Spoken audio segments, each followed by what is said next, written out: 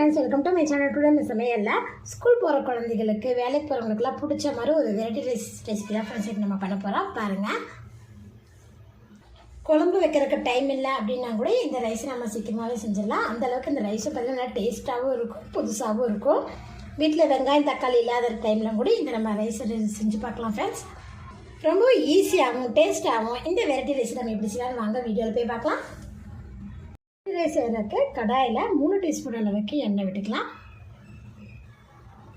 எண்ணெய் சூடானே இதில் கடுகு, உளுந்தம்பருப்பு, கடலைப்பருப்பு, ஜீரகம் எடுத்து வச்சுருக்கேன், அதில் சேர்த்துக்கலாம். ஜீரகமெல்லாம் புரியும் போதே ஒரு கொத்து கருவேப்பிலை சேர்த்துக்கலாம். கூடவே 2 வரமிளகா.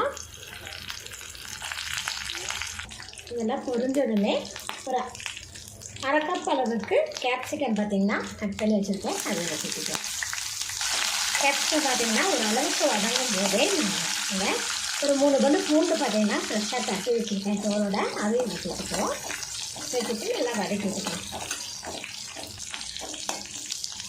நம்ம லசிக்கு போட்ட பூண்டு பார்த்திங்கன்னா நல்லா வதங்கிடுச்சு. ஃப்ளேம் வந்து லோ ஃப்ளேமில் வச்சிடலாம். வச்சுட்டு இது கூட பார்த்திங்கன்னா 1/4 டீஸ்பூன் அளவுக்கு மஞ்சள் தூள், 1/2 டீஸ்பூன் அளவுக்கு மிளகாத்தூள், ஜீரகத்தூள் 1 டீஸ்பூன், 1 டீஸ்பூன் மல்லித்தூள். லோ ஃப்ளேம்லேயே லைட்டாக வதக்கி விட்டுருவோம்.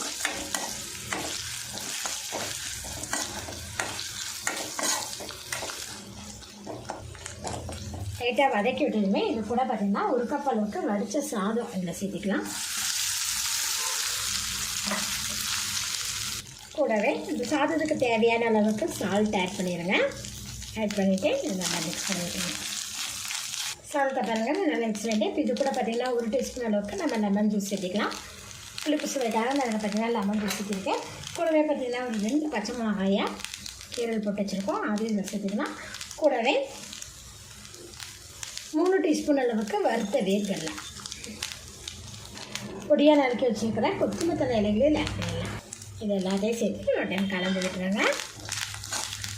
வறுக்காத வேர்க்கடலையாக இருந்தால் நீங்கள் முதல்ல இதை சேர்த்துக்கலாம். நான் வறுத்த வேர்க்கடலைங்கிறத கடைசி தான் சேர்த்துறேன். இந்த மாதிரி ஒரு ரைஸ் பார்த்திங்கன்னா ஸ்கூலுக்கு போகிற குழந்தைகளுக்கு, வேலைக்கு போகிறவங்களுக்குலாம் கொடுத்து விட்டிங்கன்னா நல்லா விரும்பி சாப்பிடுவாங்க. புதுசாகவும் இருக்கும், டேஸ்ட்டாகவும் இருக்கும். அவ்வளோதான் ஃப்ரெண்ட்ஸ், நான் பார்த்திங்கன்னா ஒரு டைம் நல்லா மிக்ஸ் பண்ணிவிட்டேன். நீங்களும் இதை போல் ஒரு டைம் ட்ரை பண்ணி பாருங்கள். இப்போ நம்ம ஸ்டவ் ஆஃப் பண்ணலாம். இந்த ரெசிபி உங்களுக்கு பிடிச்சுன்னா லைக் பண்ணுங்கள், மறக்காம நம்ம சேனலை சப்ஸ்கிரைப் பண்ணிக்கோங்க. நன்றி.